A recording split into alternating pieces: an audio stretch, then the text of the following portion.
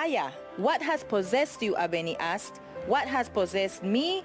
Abeni, what has happened to you? Sleeping with these dogs has given you their fleas. It is not necessary to tell a wise person to go out of the sun, she shouted. At this my mother said, and then she lost her temper.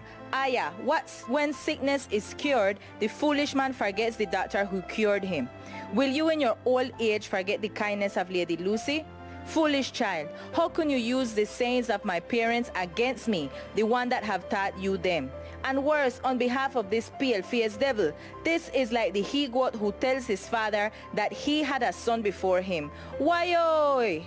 This is just an excerpt for the first book written in 2014 and recently published by Keshia Howard, a racial woman, writer, activist with a magister degree in higher education who loves her island and is interested in her tradition and ancestral stories, especially when it's come to women. Her book, San Andres, A Her Story, tells the story of a strong woman who characterizes. As I read about stories and histories of all people, different civilization, I noticed that there was not a lot about our racial people, specifically not a lot about our African heritage.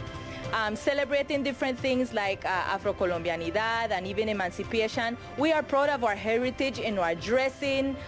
We put on a head tie. But how much of our ancestors, our African ancestors' history do we really know? What do we know about their religious practices before Christianity? What do we know about how they used to deal with families? Woman of African descent was her inspiration. And as the name says, A Her Story from the perspective of woman tells the long road that women of African descent have to travel and how it has empowered them to how they are today, fighting women.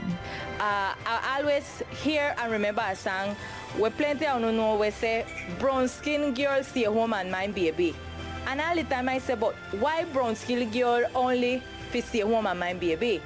Even if my great-great-great-grandmother then stay home and mind baby, that no mean I have to do that only. I can do other things, I can dream big. And that made me to research about what our foremothers used to do. And I found out that there were nurses, there were midwives, there were farmers, there were fishermen, there were seamstress, there were entrepreneurs and brave businesswomen who took out their racial families ahead. Keshia Howard's invitation and recommendation to the community, especially the young people, is to immerse themselves in culture and tradition and ancient stories that are sure to answer many questions.